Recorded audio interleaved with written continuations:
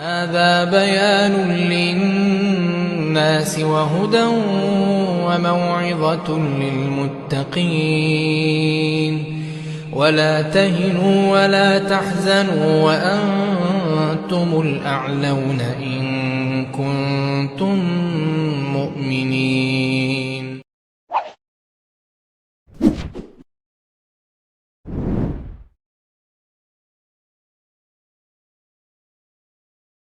Bismillahirrahmanirrahim. Assalamualaikum warahmatullahi wabarakatuh. Alhamdulillahilladzi kana bi'ibadihi khabiran basira.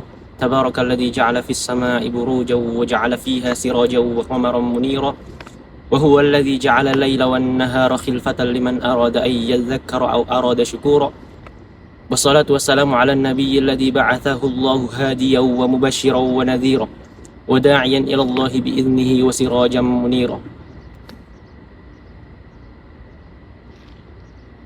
Saudara-saudara yang semoga Allah rahmati, Allah berkahi, puji syukur kepada Allah Subhanahu wa Ta'ala, karena dengannya kita dimampukan oleh Allah Subhanahu wa Ta'ala sampai pada bulan Ramadan, yang mana di antara miliaran makhluknya ternyata Allah pilih kita sebagai orang yang berakal.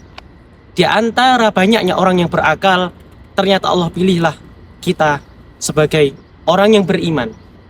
Di antara banyaknya orang yang beriman, ternyata Allah pilih kita sebagai orang yang mampu masuk pada bulan Ramadan dan mampu menjalankan syariat puasanya dengan sehat walafiat. Maka ini nikmat yang harusnya perlu untuk disyukuri, bukan untuk dikufuri. Nikmat yang senantiasa harusnya kita manfaatkan, bukan kita sia-siakan. Maka ucap syukur alhamdulillah harus senantiasa kita panjat kepada Allah Subhanahu wa Ta'ala. Berbicara mengenai Ramadan, maka tidak lepas dari asal mula pensyariatannya. Asal mula pensyariatan Ramadan adalah pada tahun 2 Hijriah, yang mana ketika itu syariat Ramadan diturunkan oleh Allah Subhanahu wa Ta'ala kepada umatnya, umat baginda Rasulullah sallallahu alaihi wasallam. Maka bisa diambil kesimpulan bahwasanya Rasulullah Shallallahu Alaihi Wasallam telah mengemban amanat kerasulan kurang lebih 15 tahun. Maka apa hikmah yang bisa kita ambil dari pelajaran ini? Adalah bahwasanya ternyata syariat Ramadan ini membutuhkan perjalanan yang panjang untuk mencapai pada pensyariatannya. Membutuhkan pendidikan iman yang tidak sebentar dan sangat lama untuk sampai pada pensyariatan bulan puasa Ramadan ini. Maka ini menjadi pelajaran untuk kita semua. Apakah selama ini kita sudah merealisasikan iman? Padahal selama ini toh kita sudah beredisi, berjilid-jilid, Ramadan sudah melewati kehidupan kita.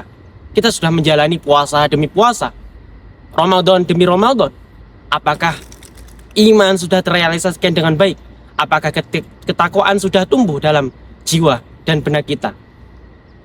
Maka ini harus kita koreksi bersama.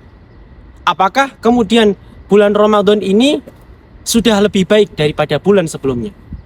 Apakah sholat 5 waktu sudah pada tempatnya dan pada waktunya? Apakah kemudian puasa kita semakin baik daripada puasa sebelumnya?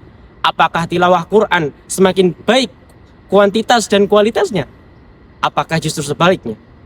Apakah kemudian amalan-amalan sunnah semakin lekat kepada diri kita, ataukah semakin jauh, sangat jauh tidak bisa kita kerjakan? Maka ini menjadi perenungan bagi kita semuanya. Momentum Ramadan ini harusnya menjadi momentum perubahan, bukan menjadikan kita stagnan, apalagi semakin jauh dalam kubang nafsu dan jurang kesesatan dan kemaksiatan. Maka jangan sampai Ramadan ini hanya berlalu sebagaimana orang yang hanya lalu begitu saja, tanpa ada kesan yang mendalam, tanpa ada kesan yang kemudian berasar kepada jiwa kita dan tanpa mempengaruhi apapun dalam kehidupan kita.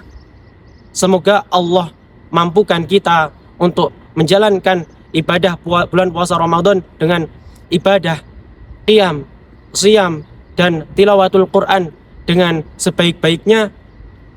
Kemudian dengan amalan-amalan tersebut kita menjadikan amalan-amalan tersebut menjadi penutup dalam kehidupan kita, yang kita harapkan menjadi penutup yang baik dalam penghujung usia kita nanti. Semoga Allah ridhoi, semoga Allah mampukan kita dalam amal-amalan kebaikan, semoga Allah meridhoi setiap langkah dan usaha kita.